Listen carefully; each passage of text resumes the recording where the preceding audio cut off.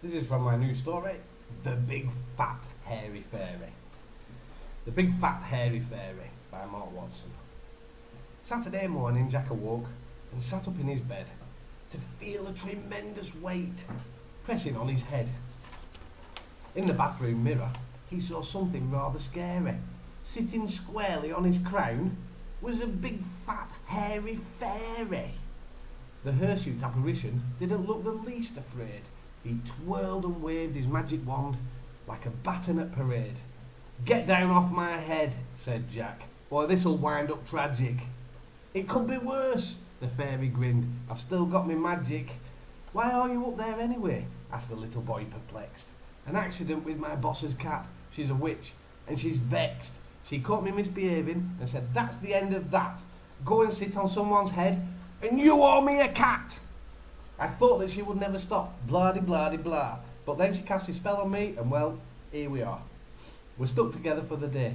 Probably got off lightly. I could float up an inch or two," he offered, politely. "Chin up, dude. This isn't so bad. Let's go out and have it large. No one else can see me, and I'll put my wand on charge." Up the fairy floated. "No spells yet, I'm afraid, but hey, I'm good to go." "Isn't floating magic then?" frowned Jack. "Or is it better not to know? I've got to go down to the shops and pick up some supplies. Today's Jamboree Day, and I'm bringing the pies." "Oh, fab! I love a picnic. I know what we'll do. Toasted marshmallows and stuffed tomatoes too." So they left the house and off they went, walking into town. Jack and the big fat hairy fairy, now floating upside down. They met the scouts at the mall and all went inside, followed by the fairy, dressed as a girl guide. "Oh no, you know, these won't do. These won't do at all. I can't stuff these with anything. They're far too soft and small. A pinch of fairy dust sprinkled here, and look, there we go." He flicked some dust from up his sleeve. The veg began to grow. They grew and grew, and then they grew, and then grew even more, until the table holding them collapsed on the floor. Eyes appeared, then great big jaws, filled with nasty choppers. With arms and legs they ran about, eating the shoppers. As the evil vegetables loomed gigantically, the fairy snapped his fingers frantically. A portal appeared suddenly with a poof, as the carnivorous veg broke through the roof. And kicking all the buildings down, they smashed and ate their way through town. The fairy pulled Jack inside as the tomato's jaws opened wide to snap shut on empty air. Our two heroes were no longer there. In the mountains by the lake, the jamboree was swinging. They couldn't hear from the town. Alarm bells were ringing. Behind the clubhouse, a wormhole appeared, a horizontal door. Jack and the fairy tumbled out and crashed onto the floor. "Dob dob dib," the fairy yelled. "Now this is more like it. We can't turn up with nothing though. It just isn't cricket. Hang on one sec. Here we go. I'll get me picnic basket. Let's chillax in luxury on my festival blanket." The hairy fairy yelled, "Grub up!" and a basket did appear.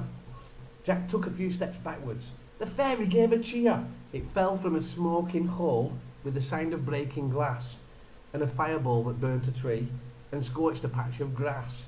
Vibrating with an evil hum, in a generally sinister way, the fairy floated closer as Jack backed away, with chains and padlocks 3 times round and warnings on the side.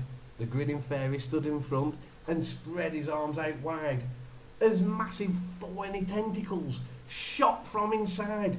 The tentacles thrashed about until they'd all grabbed a scout, then waved the poor kids in the air, giving them quite a scare. Suddenly, the ground trembled and began to shake. The terrified scouts were dropped in the lake. With the sound of bombs exploding and trees falling down, the giant veg came stomping up from the wrecked town, now joined in battle by the military, the Air Force, Navy and artillery. The fairy whooped, immune to the dangers, as up rolled the feds, the Navy SEALs and Rangers.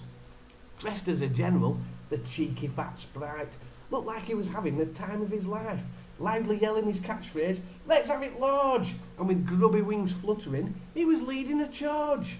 A fighter jet exploded in a fireball as Jack ran and ducked. behind the only standing wall. He watched the giant vegetables fighting tanks and planes and soldiers as the hairy fairy blazed away with silver-plated revolvers. Can't you do anything? Or this will be our funeral. Make another portal, you cockamamie general. This might help, the fairy yelled. I've got a hole in my pocket, as the wall shook with a direct hit from an off-target rocket. He threw the hole into the air. Up it flew and stuck there. But instead of sucking up the mutated invaders, spaceships came flying out, blasting everything with lasers. Jack grabbed the fairy by his ankles and shook him till his medals jangled. The struggling fairy shook his head. It's not my fault. The one's still dead. What do you mean it's not my fault? Don't blame me. Look at what you've gone and done. You've started World War III. I've been to better picnics, the fairy grumbled. Aren't we going to sing? But then the unexpected happened. His wand gave a ping. The recharge bars had all lit up and sparkled bright and large. What a stroke of luck, the fairy said. Toothy sent me a charge. Jack grabbed the wand and waved it until sparks flew from the top, then took a breath and shouted, Everything must stop! And everything did stop.